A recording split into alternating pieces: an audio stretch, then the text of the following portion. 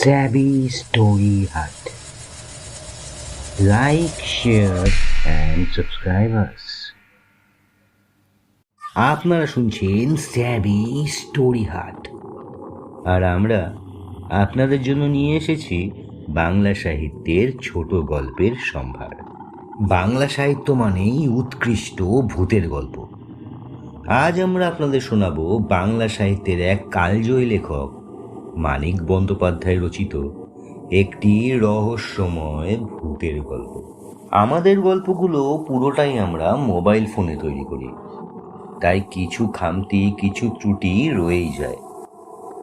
আশা করি শ্রোতা বন্ধুরা আমাদের এই ত্রুটি মার্জনা করে গল্প শোনার আনন্দ উপভোগ করবেন। আমাদের গল্পগুলো আপনাদের কেমন লাগছে অবশ্যই কমেন্ট করে জানান। যদি ভালো লাগে তবে লাইক, শেয়ার, সাবস্ক্রাইব করে আমাদের উৎসাহিত করতে ভুলবেন না যেন। আপনাদের সমর্থন ভবিষ্যতে আমাদের এগিয়ে যেতে সাহায্য করবে। সব্যসাচীর উপস্থাপনায় আজকের নিবেদন স্বনামধন্য লেখক মানিক বন্দ্যোপাধ্যায় রচিত রহস্যময় ভূতের গল্প ছবির ভূত। শুরু করছি আজকের গল্প ছবির ভূত।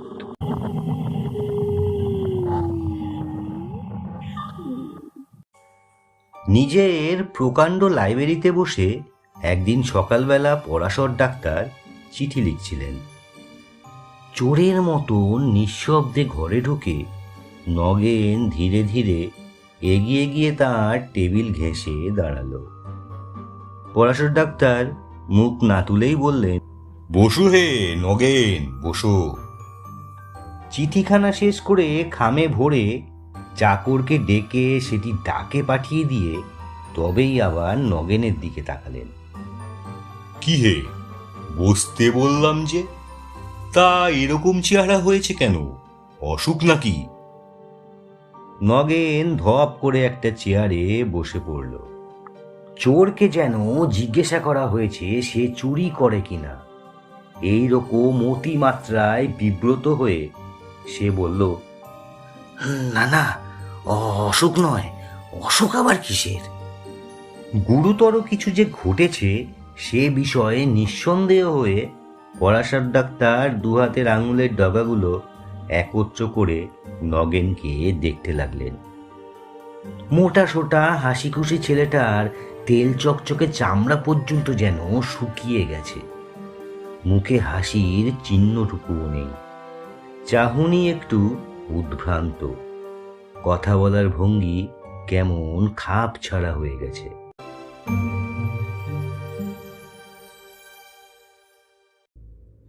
নগেন তার মামা বাড়িতে থেকে কলেজে পড়ে।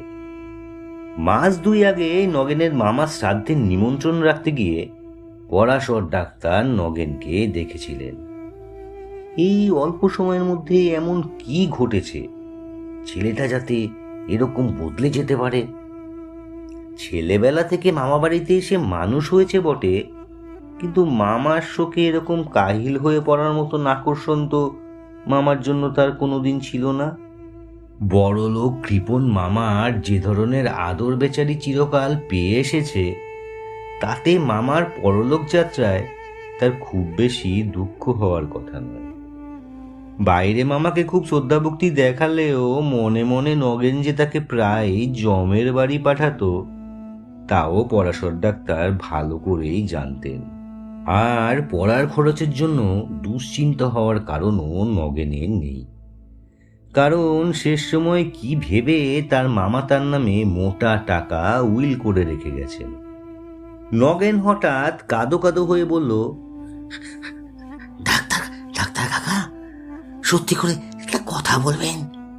আমি কি আমি কি আমি কি পাগল হয়ে গেছি? পরাশর ডাক্তার একটু হেসে বললেন, তোমার মাথা হয়ে গেছো। পাগল হওয়াটা কি মুখের কথা রে বাবা? পাগল যে হয় অত সহজে সে টের পায় না সে পাগল হয়ে গেছে। তবে দ্বিধা ভরে খানিকক্ষণ চুপ করে থেকে হঠাৎ নগেন যেন মরিয়া হয়ে জিজ্ঞেস করে বসল, আচ্ছা ডাক্তার কাকা, প্রেতাত্মা আছে? প্রেতাত্মা মানে তো ভূত? না, নেই। নেই? তবে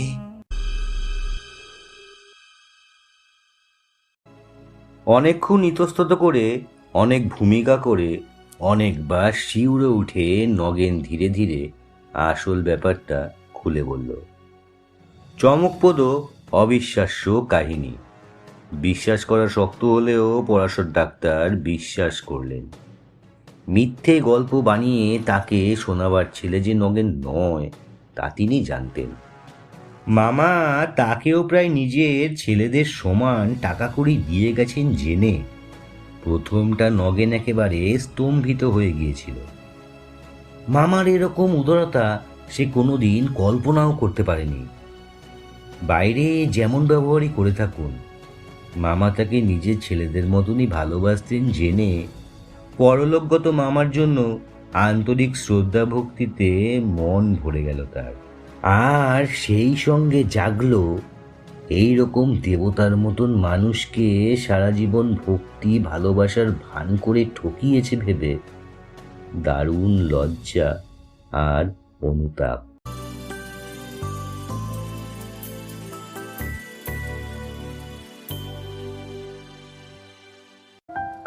শ্রাদ্ধের দিন অনেক রাত্রে বিছানায় শুতে যাওয়ার পর অনুতাপটা যেন বেড়ে গেল। শুয়ে শুয়ে সে ছটপট করতে লাগলো। হঠাৎ এক সময় তার মনে হলো সারা জীবন তো ভক্তি শ্রদ্ধার ভান করে মামাকে সে ঠকিয়েছে। এখন যদি সত্য সত্য ওই ভক্তি শ্রদ্ধা জেগে থাকে, লাইব্রেরি ঘরে মামার তৈলচিত্রের পায়ে মাথা ঠেকিয়ে প্রণাম করে এলে হয়তো আত্মগ্লানি একটু কমবে, মনটা শান্ত হবে।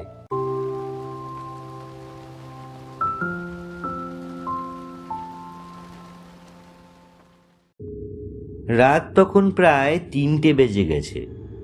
সকলে আলো নিভিয়ে শুয়ে পড়েছে। ভারী অন্ধকার। এত রাত্রে ঘুমানোর বদলে মামার তৈলচিত্রের পায়ে মাথা ঠেকিয়ে প্রণাম করবার জন্য বিছানা ছেড়ে উঠে যাওয়াটা যে রীতিমতন খাপছাড়া ব্যাপার হবে সে জ্ঞান নগেনের ছিল। তাই কাজটা সকালের জন্য স্থগিত রেখে সে ঘুমোবার চেষ্টা করল। কিন্তু তখন তার মাথা গরম হয়ে গেছে। মন একটু শান্ত না হলে যে ঘুম আসবার কোনো সম্ভাবনা নেই, কিছুক্ষণ এপাশ ওপাশ করার পর সেটা ভালো করেই টের পেয়ে শেষকালে মরিয়া হয়ে সে বিছানা ছেড়ে উঠে পড়ল। লাইব্রেরিটি নগেনের দাদামশাইয়ের আমলের। লাইব্রেরি সম্পর্কে নগেনের মামার বিশেষ কোনো মাথা ব্যথা ছিল না। তার আমলে গত 30 বছরের মধ্যে লাইব্রেরির পিছনে একটি পয়সাও খরচ করা হয়েছে কিনা সন্দেহ। আলমারি কটি অল্প দামি আর অনেক দিনের পুরনো। ভিতরগুলো বেশিরভাগ অদরকারি বাজে বইয়ে ঠাসা এবং উপরে বহুকালের ছেঁড়া মাসিকপত্র আর নানা রকম ভাঙাচোরা ঘরোয়া জিনিস গাদা করা। টেবিলটি এবং চেয়ার কয়েকটি খুব সম্ভবত অন্য ঘর থেকে পেনশন পেয়ে এ ঘরে স্থান পেয়েছে। দেওয়ালে 3টি বড় বড় তৈলচিত্র, সস্তা ফ্রেমে বাঁধানো কয়েকটা সাধারণ রঙিন ছবি ও ফটো টাঙানো। তাছাড়া কয়েকটা পুরনো ক্যালেন্ডারের ছবিও আছে। কোনোটাতে ডিসেম্বর, কোনোটাতে চৈত্র মাসের 12 তারিখ লেখা কাগজের ফলক এখনো ঝুলছে। তৈলচিত্রের একটি নগেনের দাদামশাই, একটি দিদিমার এবং অপরটি তার মামার। দাদামশাই আর দিদিমার তৈলচিত্র দুটি একদিকের দেওয়ালে পাশাপাশি টাঙানো আছে। মামার তৈলচিত্রটি স্থান জুড়ে আছে পাশের দেওয়ালের মাঝামাঝি। কারো ঘুম ভেঙে যাওয়ার ভয়ে নগেন আলো জ্বালেনি, কিন্তু তাতে তার কোনো অসুবিধে ছিল না। ছেলেবেলা থেকে এবারই আনাচে কানাচের সঙ্গে তার পরিচয়। লাইব্রেরিতে ঢুকে অন্ধকারেই সে মামার তৈলচিত্রের কাছে এগিয়ে গেল। অস্ফুট স্বরে, আমায় ক্ষমা করো মামা বলে যেই সে তৈলচিত্রের পায়ের কাছে আন্দাজে স্পর্শ করেছে, বর্ণনার এখানে পৌঁছে নগেন শিউরে চুপ করে গেল। তার মুখ আরো বেশি ফ্যাকাশে হয়ে গেছে, দু চোখ বিস্ফারিত।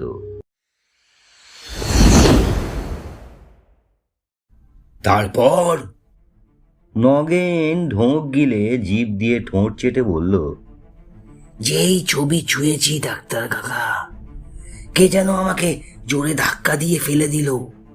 সমস্ত শরীরটা জন জন করে উঠল। তারপর আর কিছু মনে নেই। প্রচন্ড আতঙ্কে জ্ঞান হারালাম।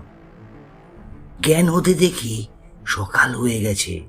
আমি মামার ছবির নিচে মেঝেতে পড়ে আছি। পরাশর ডাক্তার গম্ভীর মুখে জিজ্ঞাসা করলেন, তোমার আগে কোনোদিন ফিট হয়েছিল নগেন? নগেন মাথা নেড়ে বলল, ফিট? না, কসমিনকালেও আমার ফিট হয়নি। আপনি ভুল করছেন ডাক্তার কাকা, এ ফিট নয়। মরলে তো মানুষ সব জানতে পারে। মামাও জানতে পেরেছেন। টাকার লোভে আমি তাকে মিথ্যে ভক্তি দেখাতাম। তাই ছবি ছোঁয়া মাত্রই রাগে ঘেন্নায় আমাকে আমাকে ধাক্কা মেরে সরিয়ে দিয়েছিলেন। সবটা সবটা শুনুন আগে ডাক্তার কাকা, তাহলে তাহলে বুঝতে পারবেন।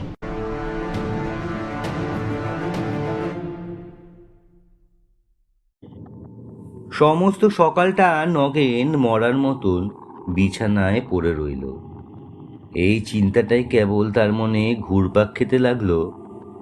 ভক্তি ভালোবাসার ছলনায় টাকা আদায় করে নিয়েছে বলে পরলোকে গিয়েও তার উপর মামার এমন জোরালো বিতৃষ্ণা জেগেছে যে তৈলচিত্রটি পর্যন্ত তিনি তাকে স্পর্শ করতে দিতে রাজি নন। যাই হোক, নগেন একালের ছেলে।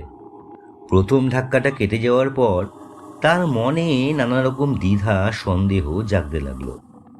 কে জানে রাত্রি যা ঘটেছে তা নিছক স্বপ্ন কিনা।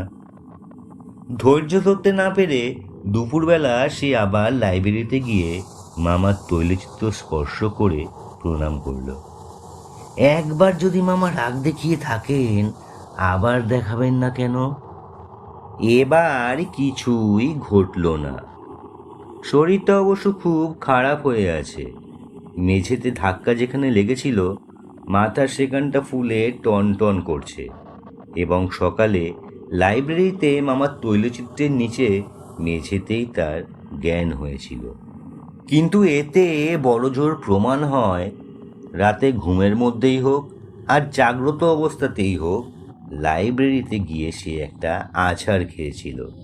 নিজের তৈলচিত্রে ভর করে মামাই যে তাকে ধাক্কা দিয়েছিলেন তার কিন্তু কোনো প্রমাণ নেই। নগেন যেন স্বস্তির নিঃশ্বাস ফেলে বাঁচল, কিন্তু বেশিক্ষণ তার মনে শান্তি টিকল না। রাত্রে আলো নিভিয়ে বিছানায় শুয়েই হঠাৎ তার মনে পড়ে গেল তার তো ভুল হয়েছে। দিনের বেলা তাকে ধাক্কা দেওয়ার মতন ক্ষমতা তো মামার এখন নেই। রাত্রি ছাড়া তো মামা এখন কিছুই করতে পারেন না। কি সর্বনাশ! তবে তো রাত্রে আরেকবার মামার তৈলচিত্র না ছুঁয়ে কাল রাত্রের ব্যাপারকে স্বপ্ন বলা যায় না।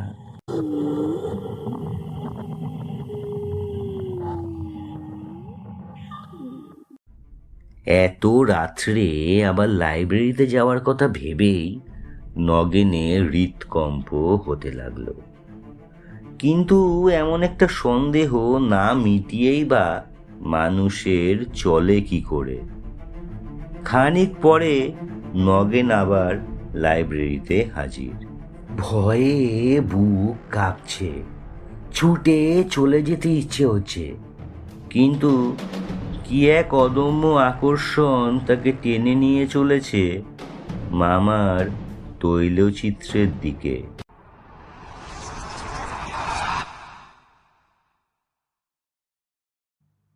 ঘরে ঢুকেই সে সুইচ টিপে আলো জ্বেলে দিল। মটকার পাঞ্জাবির উপর দামি লাল শাল গায়ে মামা দেওয়ালে দাঁড়িয়ে আছেন। মাথায় কাঁচা পাকা চুল, মুখে একজোড়া মোটা গোঁফ, চোখে ভর্ৎসনার দৃষ্টি। নগেন এগিয়ে গিয়ে মামার পায়ের কাছে ছবি স্পর্শ করল। কেউ তাকে ঠেলে সরিয়ে দিলে না, কিন্তু সমস্ত শরীরটা হঠাৎ যেন কেমন অস্থির অস্থির করতে লাগলো। তৈলচিত্র থেকে কি যেন তার মধ্যে প্রবেশ করে ভেতর থেকে তাকে কাঁপিয়ে তুলছে। তবু নগেন যেন বাঁচল। ভয়ের জন্য শরীর এরকম অস্থির করতে পারে, সেটা সামান্য ব্যাপার। কিন্তু ফিরে যাওয়ার সময় আলোটা নিভিয়েই নগেন আবার থমকে দাঁড়িয়ে পড়ল। তার আরেকটা কথা মনে এসেছে। কাল ঘর অন্ধকার ছিল, আজ আলো থাকার জন্য যদি মামা কিছু না করে থাকেন। নগেনের ভয় অনেকটা কমে গিয়েছিল। অনেকটা নিশ্চিন্ত মনে সে অন্ধকারে তৈলচিত্রের কাছে ফিরে গেল। সে জানে অন্ধকারে তৈলচিত্র স্পর্শ করলেও কিছু হবে না। ঘরে একটা আলো জ্বলছে কি জ্বলছে না তাতে বিশেষ কি যায় আসে। ইতস্তত না করেই সে সোজা তৈলচিত্রের দিকে হাত বাড়িয়ে দিল।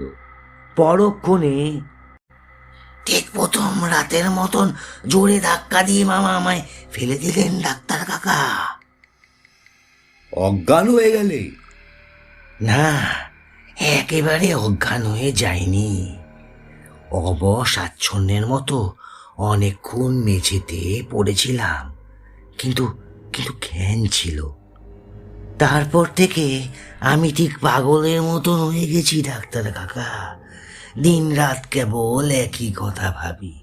রোজ রোজ কতবার ঠিক করি বাড়ি ছেড়ে কোথাও পালিয়ে যাব, কিন্তু কিন্তু যেতে পারি না। কিসে যেন আমায় জোর করে আটকে রেখেছে।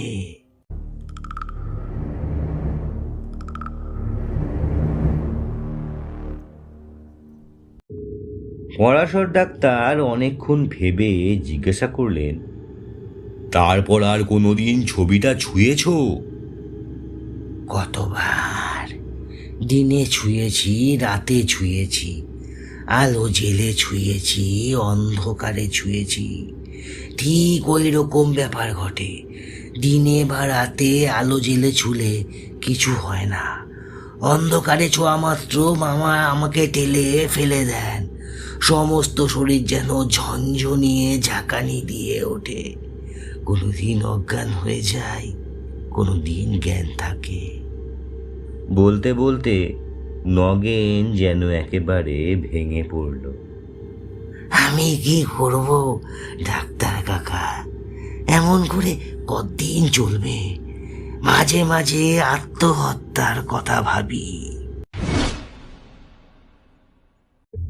তার আর দরকার হবে না হে, আমি সব ঠিক করে দেব। আজ সকলে ঘুমিয়ে পড়লে রাত্রি ঠিক 12টার সময় তুমি বাইরের ঘরে আমার জন্য অপেক্ষা করো, আমি যাব। একটু থেমে আবার বললেন, ভূত বলে কিছু নেই নগেন, ভূত বলে কিছু নেই।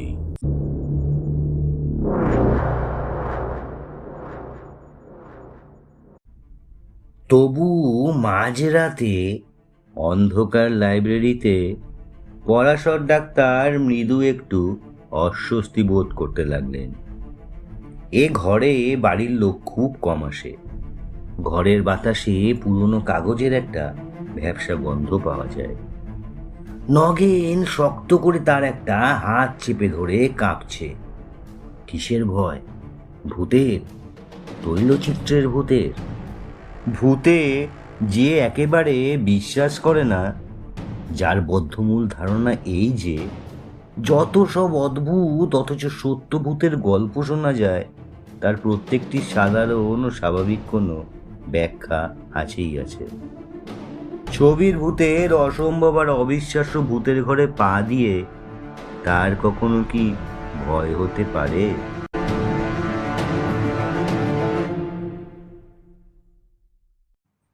তবু অস্বস্তি যে বোধ হচ্ছে সেটা অস্বীকার করার উপায় নেই। নগেন যে কাহিনী শুনিয়েছে, সারাদিন ভেবেও পরাশর ডাক্তার তার কোনো সঙ্গত ব্যাখ্যা কল্পনা করতে পারেননি। একদিন নয়, একবার নয়, ব্যাপারটা ঘটেছে অনেকবার। দিনে তৈলচিত্র নিস্তেজ হয়ে থাকে, রাতে তার তেজ বাড়ে। কেবল তাই নয়, অন্ধকার না হলে সে তেজ সম্পূর্ণ প্রকাশ পায় না। আরও একটা কথা, রাত বাড়ার সঙ্গে সঙ্গে তৈলচিত্র যেন বেশি সজীব হয়ে উঠতে থাকে।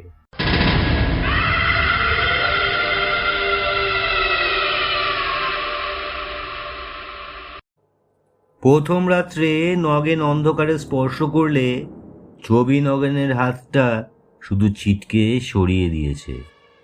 মাঝরাতে স্পর্শ করলে এত জোরে তাকে ধাক্কা দিয়েছে যে মেঝেতে আছড়ে পড়ে নগেনের জ্ঞান লোপ পেয়ে গেছে।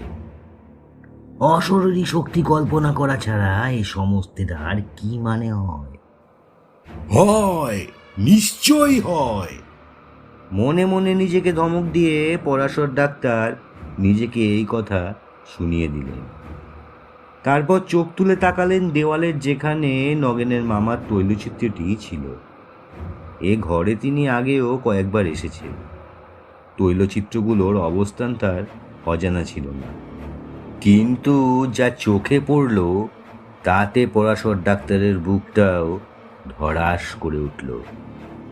তৈলচিত্রের উপরের দিকে দুটি উজ্জ্বল চোখ তার দিকে জল জল করে তাকিয়ে আছে।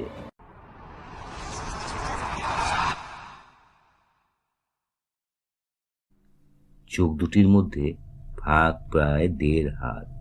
ঠিক এই সময় নগেন ফিস ফিস করে বলল, আলোটা জ্বালবো ডাক্তার কাকা? পরাশর ডাক্তার তার গলার আওয়াজ শুনেই চমকে উঠলেন। না, জেলো না। রাস্তা অথবা পাশের কোনো বাড়ি থেকে সরু আলোর রেখা ঘরের দেওয়ালে এসে পড়েছে। তাতে অন্ধকার কমেনি, মনে হচ্ছে যেন সে আলোটুকুতে ঘরের অন্ধকারটাই স্পষ্ট দেখতে পাওয়া যাচ্ছে মাত্র। নগেন আবার ফিসফিস করে বলল, একটা কথা আপনাকে বলতে ভুলে গেছি ডাক্তার কাকা।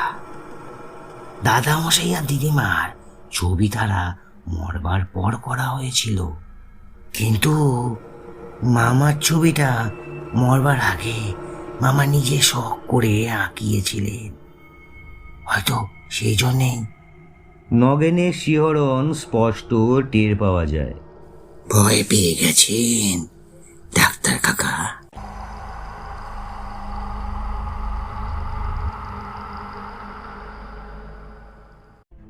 পরাশর ডাক্তারকে স্বীকার করতেই হলো, একটু ভয় তিনি সত্যি পেয়ে গেছেন।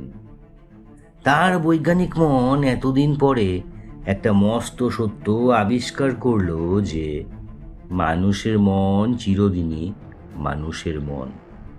যুক্তি, তর্ক, বিশ্বাস অবিশ্বাস দিয়ে মানুষ ভয়কে জয় করতে পারে না। দেহে আঘাত লাগলে যেমন বেদনাবোধ হবেই, তেমনি উপযুক্ত ভয়ের কারণ উপস্থিত হলে মানুষকে ভয় পেতেই হবে।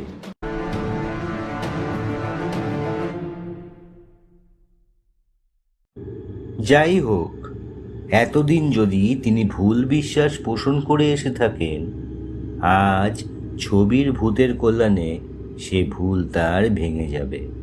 তাতে ক্ষতি কি? দাঁতে দাঁত লাগিয়ে পরাশর ডাক্তার তৈলচিত্রের দিকে এগিয়ে গেলেন। কাছাকাছি যেতে জল জলে চোখ দুটির জ্যোতি অনেক কমে গেল। হাত বাড়িয়ে দিতে প্রথমে তার হাত পড়ল দেওয়ালে। যত সাহস করেই এগিয়ে এসে থাকুন, প্রথমেই একেবারে নগেনের মামার গায়ে হাত দিতে তার কেমন দ্বিধাবোধ হচ্ছিল। পাশের দিকে হাত সরিয়ে তৈলচিত্রের ফ্রেম স্পর্শ করা মাত্র বৈদ্যুতিক আঘাতে যেন তার শরীরটা ঝনঝন করে উঠল। অস্ফুট গোঙানির আওয়াজ করে পিছন দিকে দুপা ছিটকে গিয়ে তিনি মেঝেতে বসে পড়লেন।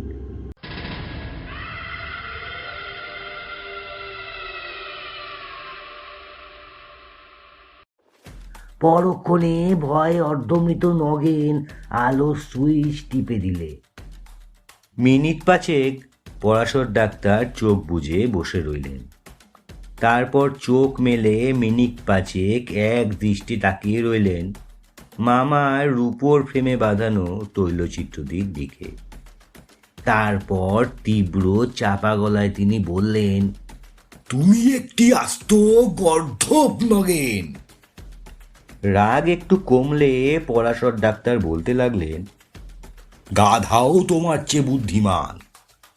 এত কথা বলতে পারলে আমাকে, আর এই কথাটা একবার বলতে পারলে না যে তোমার মামার ছবিটা ইতিমধ্যেই রূপার ফ্রেমে বাঁধানো হয়েছে, আর ছবির সঙ্গে লাগিয়ে দুটো ইলেকট্রিক বাল্ব ফিট করা হয়েছে। আমি আমি আমি জানি না ডাক্তার কাকা। 6 মাস আগে যেমন দেখে গিয়েছিলাম, আমি ভেবেছিলাম ছবিটা এখনো তেমনই অবস্থাতেই আছে। ইলেকট্রিক শক খেয়ে বুঝতে পারো না কিসের শক লাগলো? তুমি কোন দেশি ছেলে? আমি তো শক খাওয়া মাত্র টের পেয়ে গিয়েছিলাম তোমার মাবার ছবিতে কোন প্রেতাত্মা ভর করেছে। নগেন উদ্ভ্রান্তের মতন বলল, রূপোর ফ্রেমটা দাদা মশাইয়ের ছবিতে ছিল। চুরি যাওয়ার ভয়ে মামা অনেকদিন আগে সিন্ধুকে তুলে রেখেছিলেন। মামার শ্রাদ্ধের আগের দিন মামিমা ফ্রেমটা বার করে মামার ছবিটা বাঁধিয়েছিলেন।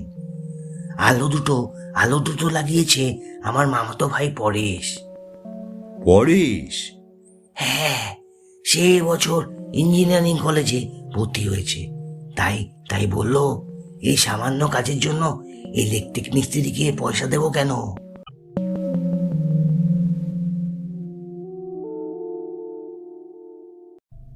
হা হা হা, পরেশ তোমার মামার উপযুক্ত ছেলেই বটে, কিন্তু পয়সা বাঁচানোর জন্য বাপের ছবিতে ভূত এনে ছেড়েছে। এ খবরটা যদি আগে দিতে আমায়। নগেন সংশয় ভরে বলে, কিন্তু ডাক্তার কাকা। পরাশর ডাক্তার রাগ করে বললেন, কিন্তু কি হে, এখনো বুঝতে পারছো না? দিনের বেলা মেন সুইচ অফ করা থাকে, তাই ছবি ছুলে কিছু হয় না। ছবি মানে ছবির রূপোর ফ্রেমটা। আমার মনে হয় রূপোর ফ্রেমটার নিচে কাঠ জাতীয় কিছু আছে, দেওয়ালের সঙ্গে যোগ নেই। নইলে তোমাদের ইলেকট্রিকের বিল এমন হু হু করে বেড়ে যেত যে কোম্পানির লোককে এনে লিকেজ খুঁজতে হতো। তুমিও মামার ভূতের আসল পরিচয়টা জানতে পারতে। হা হা হা। সন্ধ্যার পর বাড়িতে সমস্ত আলো জ্বলে, আর বিদ্যুৎ তামার তার দিয়ে যাতায়াত করতে বেশি ভালোবাসে কিনা, তাই সে সময় ছবি ছুলে তোমার কিছু হতো না। এ ঘরের আলোটা জ্বাললেও তাই হয়। মাঝরাতে বাড়ির সমস্ত আলো নিভে যায়, তখন ছবি ছুলে আর কোনো পথ খোলা নেই দেখে বিদ্যুৎ অগত্যা তোমার মতন বোকা হাবড়ার শরীরটা দিয়েই। পরাশর ডাক্তার চুপ করে গেলেন।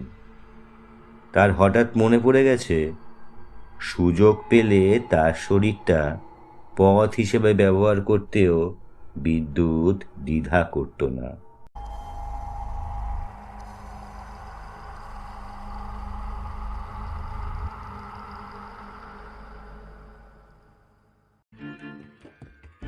শেষ করছি আজকের গল্প ছবির ভূত।